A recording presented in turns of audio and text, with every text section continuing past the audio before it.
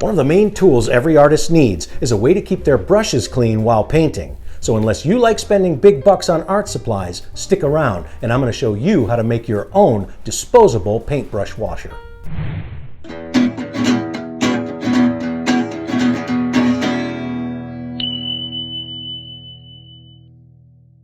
Hi, my name is James Owens and I've been a working artist for over 35 years. On this channel, I'll share with you the techniques, tips, hacks, and history to help you become a better artist.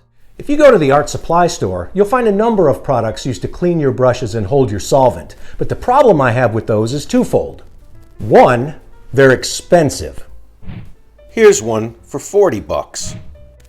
Here's one for 50 bucks. And here's one for a whopping 95 bucks. Two is the cleanup. Ugh, man, this is such a pain in the... So here's what you're gonna need. Some sort of plastic container, a roll of wire mesh, and something to cut that wire mesh with. The woven wire mesh and tin snips can be found at your local hardware store, but I've put a link down below just in case you have a hard time finding them. Now my wife and I have both lost a lot of weight by cutting out sugars and grains, but one of our weaknesses is Talenti gelato. Apparently in Italian, Talenti means talent.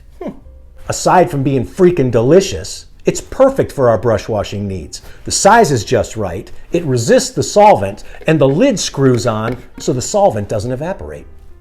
Now I use these for oil painting, but as I said, you can use them for water-based paint as well. Stick around to the end of the video and I've got an extra bonus tip on how to use these babies. The first thing you want to do is measure the opening of your container. Then you'll cut a strip of the wire mesh to that width. In the case of the Talenti jar, it's about 3 inches. Once that's done, you want to figure out how high you want the mesh to sit in the container. About 3/4 the height of the container would be good. That keeps it low enough to be covered by the solvent while leaving room underneath for all the old pigment to fall to the bottom. I like to double up the thickness of the wire mesh. This gives a very stable platform to rub the brush against.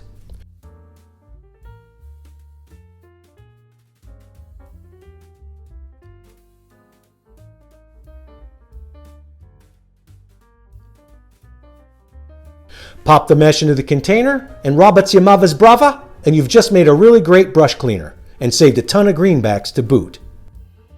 Now after you've been using these for a while, the bottom will get full of old pigment. I think the technical term is schmutz, gunk, goo, nasty stuff.